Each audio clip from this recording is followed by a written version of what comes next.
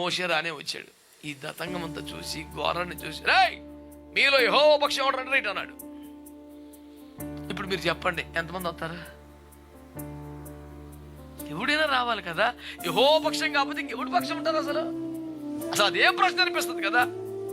నువ్వు రాలేదని కొంచెం చిరాకు వచ్చింది కానీ మేము మీ ఇంకొకటి పక్షం ఏంటి, మేము ఎప్పుడు యేసు ప్రభువే అనాలి కదా. విమోచించిన వాడు కదా. ఏమంటే వీళ్ళ కోసం రాజ్యాలని ఖాళీ చేశాడు, సర్వ సైన్యాన్ని చంపాడు, సముద్రాలను చీల్చాడు, నింగిని తెలిచాడు, బండను చీల్చాడు. అసలు ఏమో లోటు చేశాడండి. టూ మచ్లో ఇంకా టూ మచ్, ఇంకా పెద్ద పెద్ద తీసుకోండి. అట్లా మాసిపోతాం ఏంటి? అసలు 40 సంవత్సరాలు ఎడారులు నడితే అసలు చెమట పట్టపోవటం ఏంటి, చెప్పులు అరగపోవటం ఏంటి? ఇప్పుడు బుడ్డగాడు ఇప్పుడు బయలుదేరితే 40 ఏళ్ళకి ఎంత ఉంటాడు? ఆడు చొక్కా ఎలా సరిపోయింది అసలు? ఎన్ని అద్భుతాలండి. ప్రతి అద్భుతానికి ప్రతి పిల్లోడు సాక్షి.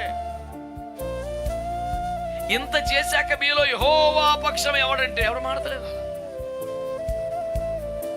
What would be your stand? నువ్వు ఎక్కడ నిలబడతావు? ఏ వైపు నిలబడతావు? సుఖం వైపా, ధనం వైపా, జనం వైపా, లోకం వైపా, ఆచారం వైపా, సౌకర్యం వైపా, సాంప్రదాయం వైపా, డబ్బు వైపా, కులం వైపా, పెళ్లి వైపా, తిండి వైపా? విషయం ఏదైనా మొదట దేవుడు, రెండవది దేవుడు అనుమతించినది.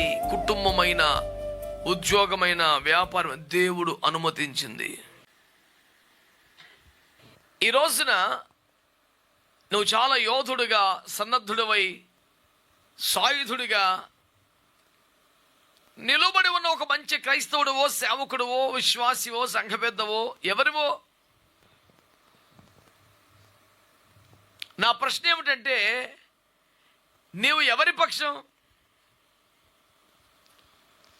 ఏమంటే దేవుని బిడ్డలను పట్టుకొని మీరు ఎవరి పక్షం అడుగుతారు ఏమిటండి? దేవుని బిడ్డ మరి దేవుడి పక్షం కాబట్టి ఎవరి పక్షం? అది చాలా అనవసరమైన, అమాయకమైన ప్రశ్న అనిపిస్తుంది.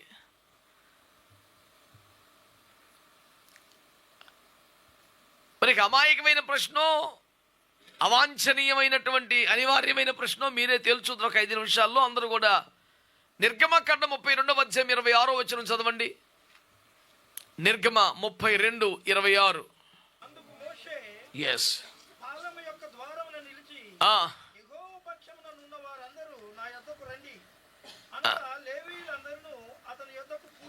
ఇప్పుడు చెప్పండి, ఇశ్రాయేలులో ఎన్ని గోత్రాలు? చెప్పాలి, అందరూ చెప్పండి. ఇప్పుడు మళ్ళీ నా వైపు చూస్తూ ఆన్సర్ చెప్పండి.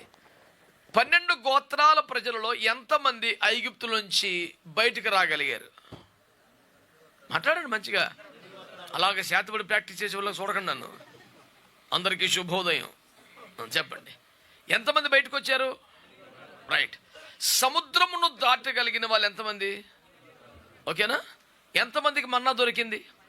ఎంతమంది మంటలో నీళ్ళు తాగారు? దీనికి ఎంత ఖర్చు పెట్టారు? అంత ఉచితమే. ఒక్క పూట మంచి భోజనం పెడితేనే గుర్తు పెట్టుకుంటారు కదండి. 40 సంవత్సరాలు సుమారు 30 లక్షల మందికి ప్రతి పూట నాన్ స్టాప్గా అపనంగా మేత దొరికేసింది. ఐగుప్తులు ఎన్ని బాధలు పడితే కానీ అంత ముందు దొరకలేదు వాళ్ళకి.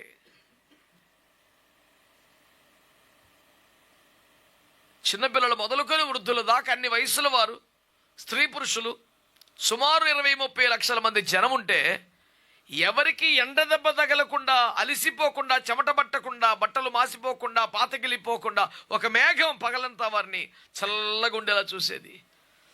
ఏ రాత్రి అడుగులు తడబడకుండా ప్రతి రాత్రి ఒక అగ్నిస్తంభం వచ్చి వారిని నడిపించేది. ఒక బండ వారి వెరకాలు నడుస్తూ వారికి నీరిచ్చేది. ఆకాశము తెరవబడి ఏ పూట కాపూట ప్రతిరోజు తెల్లవారుదామని చక్కని ఆహారము దిగి వచ్చేది.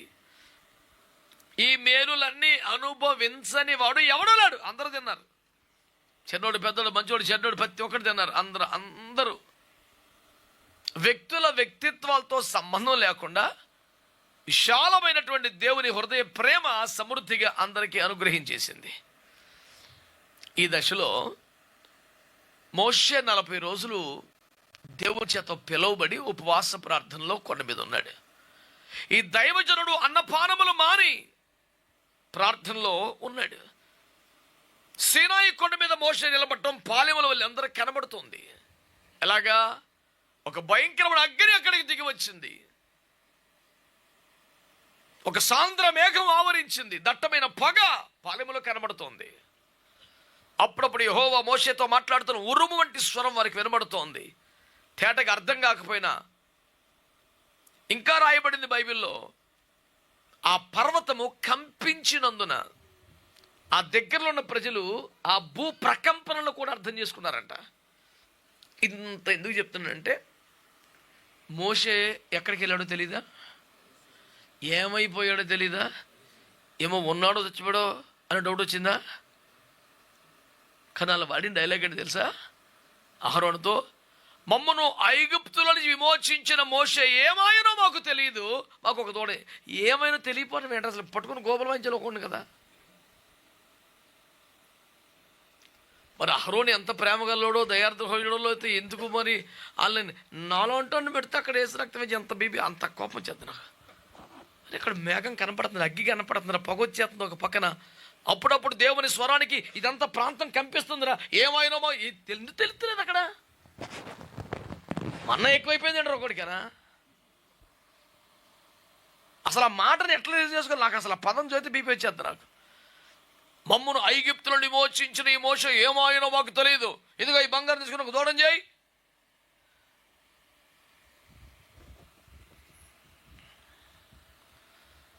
ఈ బాబు చేశాడు, ఇక వద్దులే గొడవ. చేయంగాని ఈ భక్తులు ఏమన్నా తెలుసా, ఓయి మమ్మల్ని ఐగుప్తులు విమోచించిన వాడు నీవు కాదా అని ఆరాధన చేశారంట. అసలు ఎట్టా నువ్వు నీ చేతులతో మోషే కనబడతలేదని అక్కడే కొండ మీద నిలబడి చిరాకు వచ్చి కోపం వచ్చి నీకు అన్నీ తెలిసి నీ బంగారం ఇచ్చి ఒక దూడే కావాలని కోరుకున్న షేపు చేసుకొని నిలబెట్టుకొని మమ్మలను ఐగుప్తులను విమోచించిన వాడు నీవు కాదా అంటే దానికి చప్పట్లు, ఈలలో, కేరింతలు, డ్యాన్సులు పెట్టారు. మోషే రానే వచ్చాడు. ఈ దతంగం అంతా చూసి ఘోరాన్ని చూసి, రేయ్ మీలో యెహోవా పక్షం ఎవడు రైట్ అన్నాడు. ఇప్పుడు మీరు చెప్పండి ఎంతమంది వస్తారు? ఎవడైనా రావాలి కదా. యెహోవా పక్షం కాకపోతే ఇంకెవడి పక్షం ఉంటారు అసలు? అదే ప్రశ్న అనిపిస్తుంది కదా. నువ్వు రాలేదని కొంచెం చిరాకు వచ్చింది కానీ మేము ఇంకొకటి పక్షం ఏంటి, మేము ఎప్పుడు యేసు ప్రభువే అనాలి కదా. విమోచించిన వాడు కదా. ఏమండి వీళ్ళ కోసం రాజ్యాలని ఖాళీ చేశాడు, సర్వ సైన్యాన్ని చంపాడు, సముద్రాలను చీల్చాడు, నింగిని తెలిచాడు, బండను చీల్చాడు. అసలు ఏమో లోటు చేశాడండి.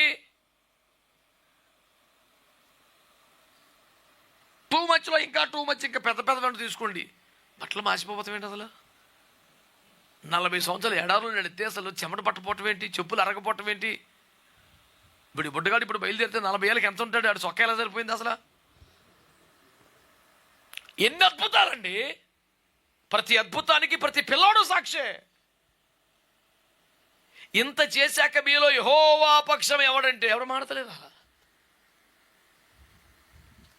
ఇన్ని అద్భుతాలు పొందాక, ఇంత తిన్నాక, ఇంత బలపడ్డాక, ఇన్ని మేలు పొందాక, ఇంత లాభపడ్డాక 40 ఏళ్ళుగా ₹10 పని చేయకుండా తింటనే పని వేస్తూ రక్తం వేద్దాం నాన్ స్టాప్గా ఒక్కొక్కడు.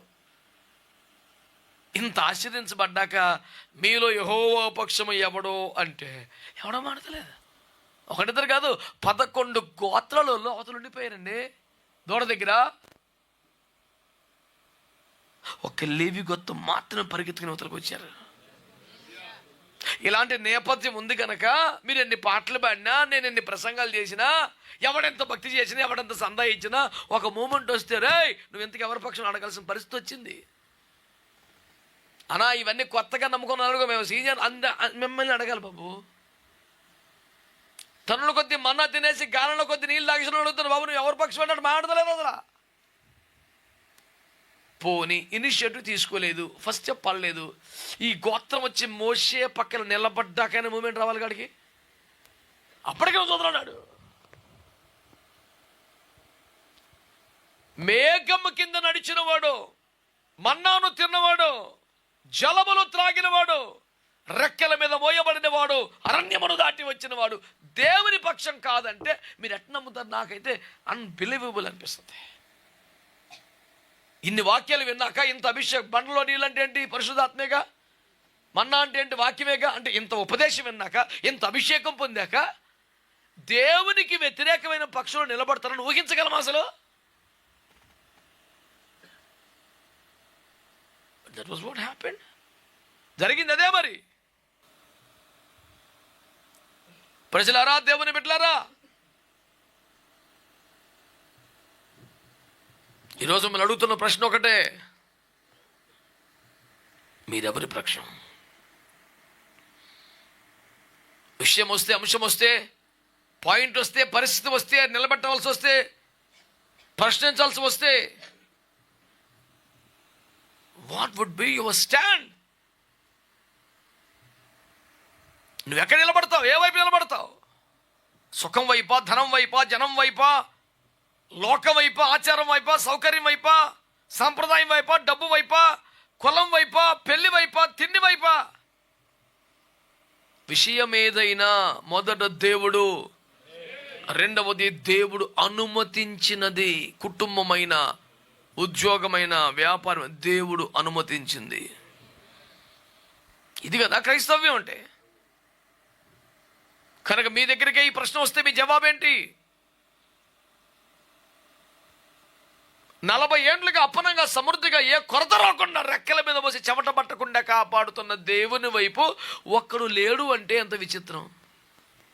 మీరెవరి పక్షం అంటే ఇంకా డౌట్ ఏంటి సార్? ఇంకో రెండో పాయింట్ ఏముంది? మేము దేవుని పక్షం అనడం లేదే.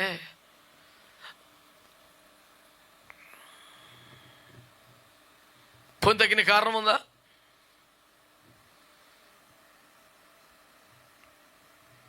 సంఖ్యాకాండంలో మనకు కనపడిన కారణం ఏంటి తెలుసా? వారు మార్గాయాసము చేత దేవునిపై తిరుగుబాటు చేశారంట. బాబోయ్, ఏంది ఈ ప్రయాణం ఏంటారు బాబు, మేము చచ్చిపోతున్నాం అసలు. ఎందుకంటే నడిచి నడిచి కాళ్ళు అరిగిపోయినాయి కాబట్టి. చెప్పులు అరుగుతలేదు, చెమటాడతలేదు ఒకడికి. ఏంటి బాధ ఏంటి నీకు అసలు? అడిగేస్తే మన్నం వచ్చేది, అడిగేస్తే నీళ్ళు వచ్చేస్తున్నాయి, నీకు ఇబ్బంది ఏంటి? ఎంతైనా నడవాలి కదా, నడితే చెప్పులు అరుగును కదా. మరి రెక్కల మీద మోయబడ్డావు కానీ నీ తెప్పలేదు. మరి మార్గాయాసం ఎందుకు వస్తుందిరా నీకు? ఒకరోజేమో మార్గాయాసమా, రెండో రోజేమో మాకు మన్నా బోరు కొట్టేస్తుందా, మూడో రోజేమో తెల్లరపాటికి మోసే మాకు వచ్చి గుడ్ మార్నింగ్ చెప్తలేదా? 40 రోజులు తినేసి 40 సంవత్సరాలు తినేసి 40 రోజులు కనపడదని గొడవపెట్టేస్తున్నాడు వీడు. ఎదురుకుండా కనపడుతున్నాడు నిజానికి. మనస్సాక్షి లేని మాటలో, కృతజ్ఞత లేని బ్రతుకులో తిని మర్చిపోయే రకం. ఎండపూట గ్లాసులు చల్లలిస్తే మర్చిపోకుండా గుర్తుపెట్టుకుంటాం కదా. ఎటుపోయిందండి మనుషుల సంస్కారం? ఇంత మేలు పొంది ఈ రకంగా మాట్లాడటం ఏ రకంగా కరెక్ట్?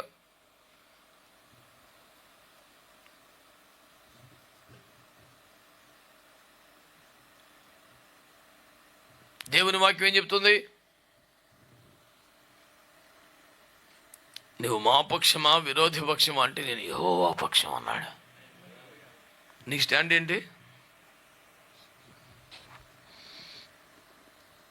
అయ్యా, మరి బాబుకు పెళ్లి చేద్దాం అనుకున్నామండి, మరి దేవుని చిత్తంలో ఎవరైనా బిడ్డ ఉంటే చూడండి గారు, నేను పెళ్లి సంబంధాలు అలా కాదండి, మీరు చూడమని కాదండి, మీకు ఇలాగే మా అలాగే ఎవడొకడు తగులుతాడు కదా, అది కూడా ఇలాగే చెప్తాను నేను.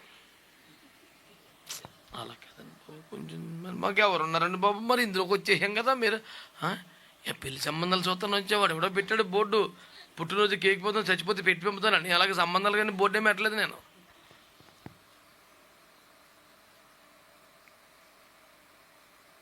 చిచ్చి,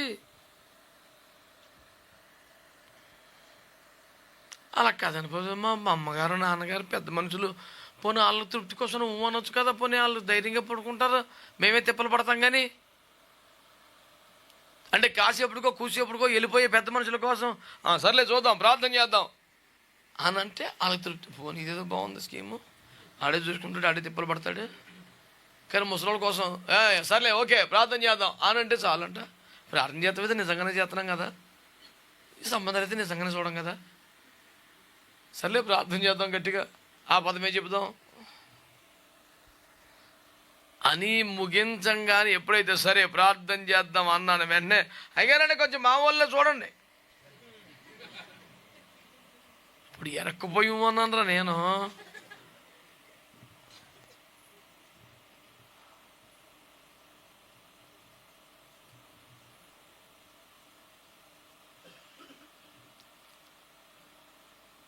ఒక చోట ఒక దైవజనుని పట్టుకొని ఆ ఊర్లో విశ్వాసులు పగలకోవటానికి వస్తే అయ్యారండి మీరు ఏం తింటారు? నాకు ఏదో శాకాహారం అండి, కొంచెం ఏదో 2 మెతుకులు చారో సాంబారో చాలు, నేను ఏం తిన్నాను. అలా కదండి బాబు, మీరు వస్తారని ఎంతో ఆశపడి హోటల్ గురించి ఎక్కువ వండిపించానండి. లేదండి నేను తినట్లేదండి బాబు, అయ్యి నాకు లేదండి అయ్యగారండి మిడ్ డేట్లు ఇచ్చిన కాడి నుంచి దీన్ని జాగ్రత్తగా కాపాడుతున్నాను అయ్యగారు. అసలు ఇంటిల్లాదులు ఏకమైపోయి అయ్యగారండి అంటే ఈ పక్కన బ్యాచ్ ఉంటుంది కదా, ఫోన్లే అన్న ఓన్ ఉండి తినకపోతే మేమన్నా తింటాం కదా. సర్లే వెనకాల పిల్లలను తింటారులే అని చెప్పేసి అన్నాడు. పగలకోవడం అయిపోయింది. సాయంత్రం వచ్చేపాటికి ఊర్లో టాక్ ఏంటి తెలుసా? ఆయన నాటుకోడి తింటాడంట, ఆయన నాటుకోడి కావాలంట. దుర్మార్గులారా, ఆయన అసలు అడిగాడురా. ఈ భూమి మీద ఏ మీడియా కంటే డేంజరస్ ఫెలోస్ ఉన్నారా ఊర్లో?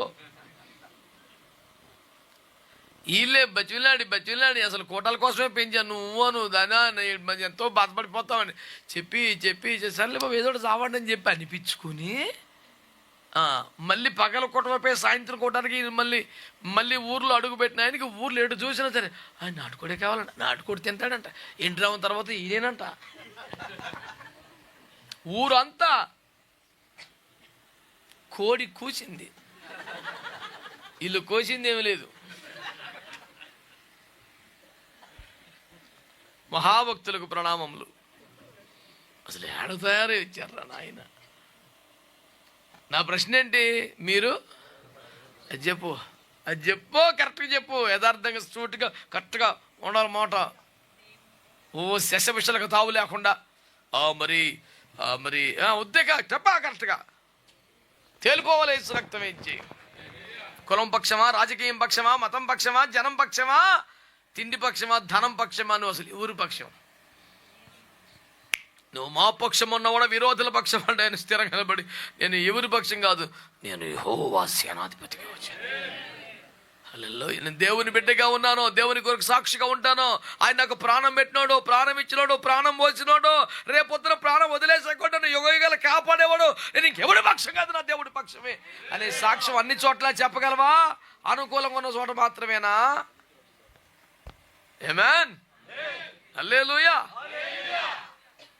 ఇన్ని సంవత్సరాలు బట్టి మేపుతుంటే విమోచిస్తే మీరు ఎవరి పక్షం అంటే 11 గోత్రాల వారు అవతల ఆగిపోయారంటే ఆశ్చర్యం, విచిత్రం, వింత, విడ్డూరం.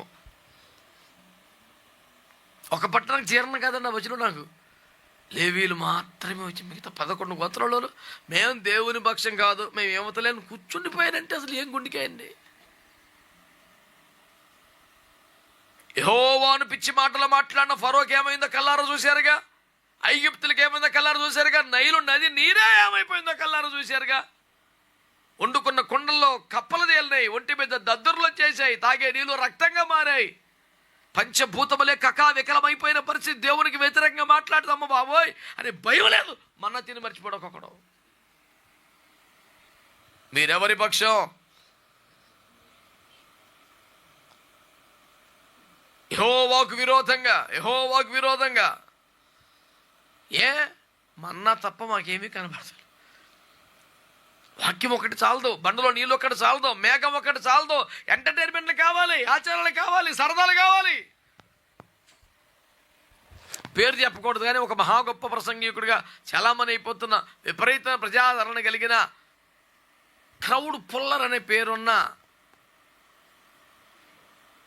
ఒక మహా గొప్ప సుప్రసిద్ధ దైవజనుడు నాతో స్వయంగా చెప్పిన సాక్ష్యం.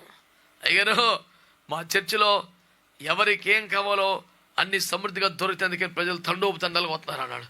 ఇది ఎక్కడ స్కీమ్ అయ్యా? ప్రజలు ఏం కోరుకుంటారో దొరుకుతుంది మా చర్చిలో. డ్యాన్స్ కావాలంటే ఉంది, కొరియోగ్రాఫర్ కావాలంటే ఉంది, నాటకం కావాలంటే ఉంది, కోలాటం కావాలంటుంది, మధ్యలో మంటేసేమంటే వేసేస్తాం, ఏది కావాలని చేస్తాం. జనం వేసి చర్చి మధ్యలో వేసారయ్యా మంట. నన్ను అడుగు, అబద్ధమన్నట్టు చూస్తాను నన్ను. మీరు చూసుకో, యూట్యూబ్లో వీడియోలు ఉన్నాయి. చర్చి మధ్యలో మంటేసి చుట్టూ ఆడవాళ్ళు మగవాళ్ళు కలిసి కోలాటం కొట్టుకొని తిరుగుతున్నారు. నేను అమ్మాడంటే అయ్యి ఏం కొట్టాం కోలాటం, ఎచ్చు రక్తమే చేయమని కొట్టాం కదా అన్నాడు. నేను ఏసు రక్తమే చేయమంటే ఏసు రక్తం నేను ఆడికి గెలవని ఇచ్చారు, నువ్వే గెలిచావు కదరా. అన్ని పాపిష్టములే. ఎవరి భక్తి వారిది, ఎవరి విశ్వాసం వారిది. ఏమండి, ఎవరి మనోభావాలు వారి, ఎవరి మత విశ్వాసాల వారి, ఎవరి భక్తాలు చేసుకోవాలి. నువ్వు మరి క్రైస్తవుని అంటున్నావు కదరా, నువ్వు బైబిల్ అట్టుకొని ఎడుతున్నావు కదా. ఓ పెద్ద బైబిల్ అట్టుకొని వెళ్ళిపోతా చర్చికి. మరి బిబ్లికల్ సిస్టమే ఫాలో అవుతున్నావా? నువ్వు దేవుని పక్షం కాదైతే.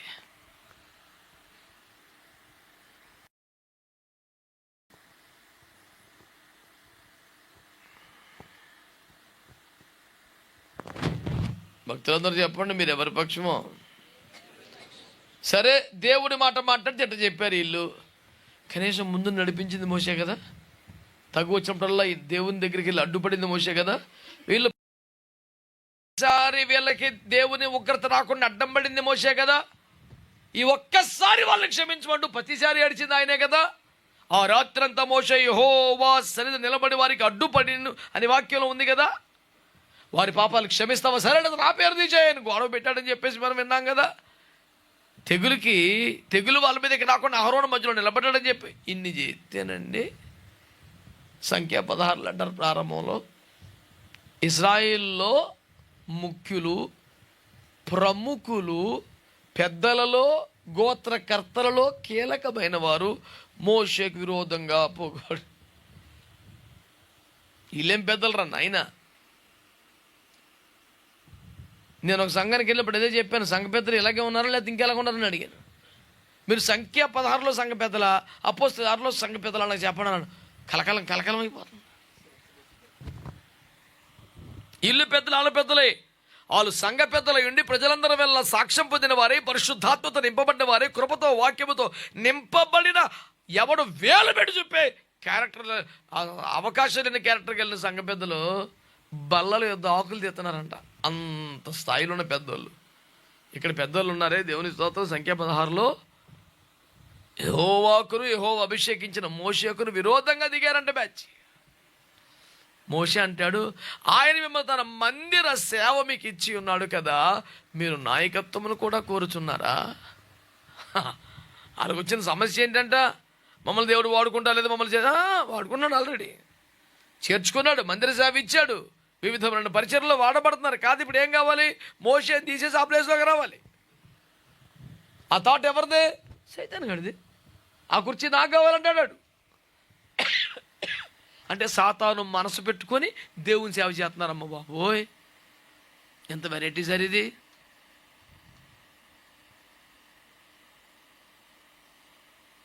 మీకు కొన్ని జోడీలు చెప్తాను. దావీదు, అబ్షాలోము అనండి. ఇప్పుడు దావీదుకి అబ్షాలోము అనుకూలమా వ్యతిరేకమా? కన్న కొడుకండి శత్రువుగా మారిపోయి కన్న తండ్రిని చంపడానికి సకల ఆయుధాలతో సర్వసైన్యాన్ని వెంట పెట్టుకొని అడవిలో పారిపోతున్న తరుముతున్నాడు తండ్రిని. ఎంత ఘోరం అండి. కన్న తండ్రిని చంపడానికి సకల ఆయుధములతో సర్వ సైన్యంతో తరుముతా ఉంటే యోవాబు వచ్చి అని చంపాడు. ఎవరిని? అబ్షాలోముని. ఇప్పుడు చెప్పండి, కాబట్టి యోవాబు దావీదు పక్షమా? ఇది విచిత్రం. దావీదును అబ్షాలోము చంపాలని ప్రయత్నం చేస్తున్నాడు. సర్వ సైన్యం వెంట పెట్టుకుని ఆయుధాలతో తిరుగుతున్నాడు.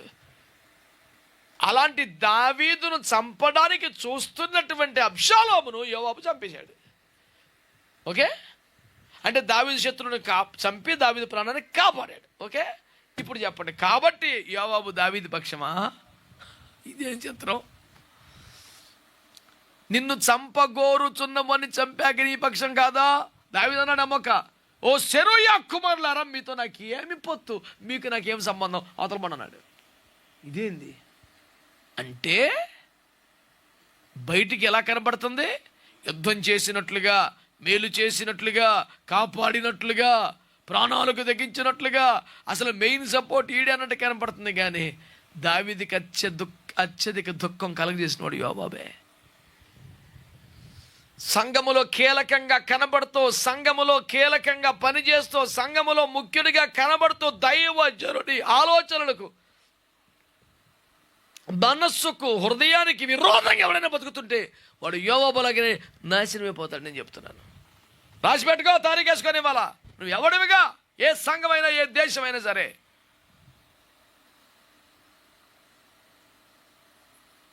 నీది ఏ దేశమైనా రాసి పెట్టుకో, నీ సంఘం ఏదైనా రాసి పెట్టుకో. దైవజనుడితో ఉంటూ, సహకారిగా ఉంటూ, సేనాధిపతిగా ఉంటూ, దైవజనుడి మనస్సుకు విరోధంగా మాట్లాడుతున్నావా, క్రియ చేస్తున్నావా, యోవాబు పట్టిన గతి నీకు పట్టుద్ది. ప్రపంచమంతటికి యోవాబు దావీదు అనుకూలుడిగా, దావీదు మనిషిగా పేరు సంపాదించాడు. ఒక దావీదు మాత్రమే, నీతో నాకేం సంబంధం, నీతో నాకేం పొందో, పో, నా మాట్లాడబాకు నువ్వు అన్నాడు.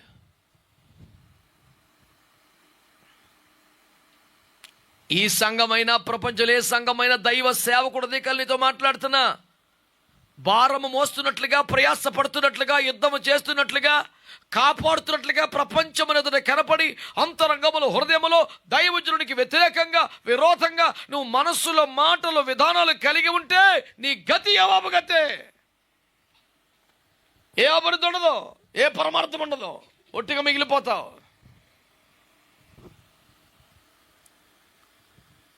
ఇంకో కేసు ఉంది, ఆడి పేరు దోయగు కదా. సౌలు చేత దావీదు తరమబడుతూ ఉంటే, దావీదు కలిగిన 300-400 మైటీ మెన్ వారియర్స్తో ఇడు చేరిపోయాడు. రాజ్యమును, అధికారమును సమస్త వదిలిపెట్టి నాతో పాటు అడవులో తిరుగుతున్నాడంటే వీడు ఎంత మంచివాడో. తీరా వచ్చింది, సౌలు కొరియర్గా వచ్చాడు, కోవట్టుగా ఉన్నాడు. దావీదు ఎక్కడ దాక్కుండా ఆ సమాచారం సౌలుకి ఇచ్చేస్తుండేవాడు.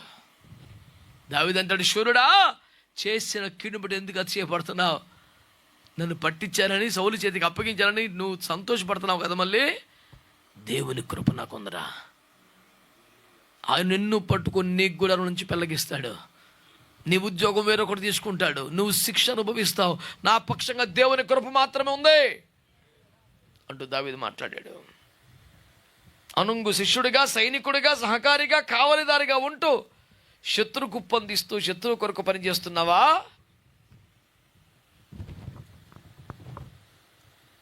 అబ్షాలోము ఎలాగో డెలిబరేట్ శత్రువు, కానీ యోవాబు అనుకూలుడిగా, శిష్యుడిగా ఉంటున్న శత్రువులా ప్రవర్తించాడు. దావీదు మనసు కృంగిపోయేలా చేశాడు, దావీదు హృదయం పగిలిపోయేలా చేశాడు. అనుయాయుల్లో ఒకటిగా చేరి పొట్టను పెట్టుకునే ప్రయత్నంలో దోయగుంటున్నాడు. అందుకే అడగాల్సి వస్తుంది, నీవెవరి పక్షం? దేవుడి పక్షం మొదలెట్టి మరి మళ్ళీ పాస్ గారి తిప్పేసుకున్నారు ఎందుకు? అక్కడ ఉంది, మీలో యెహోవా పక్షము ఉన్నవాడు ఎవడో నా యొద్దకు రండి. నిర్గమ 32:26 రాశాడు. నువ్వు దేవుని పక్షం అయితే దైవజనుల వద్ద ఉంటావు. అది బలవంతంగా ట్విస్ట్ చేసి గిట్టించేసిన ముచ్చట కాదు. It is very clear in Bible. మీలో యెహోవా పక్షముగా ఉన్నవాడెవడో నా యొద్దకు రండి. లేవీయులు మాత్రమే వచ్చారు. నువ్వు దేవుని పక్షమా, నువ్వు దైవజనుడి పక్షం? నువ్వు దేవుని పక్షమా, దైవజనుతో నిలబడతావు? దైవజనులతో నిలబడతావు, కానీ యోవాబులా కాదు. నిలబడతావు, కానీ దోయగులా కాదు. నమ్మదగిన, ఆధారపడదగిన, విశ్వసనీయమైన వ్యక్తిగా నిలబడాలి. ఆ క్వాలిటీస్ కోసం కష్టపడండి. దాని పేరే నిజమైన భక్తి సాధన. ఆ రీతిగా దేవుడు మనందరిని ఆశీర్వదించును గాక. ప్రార్థన చేద్దాం.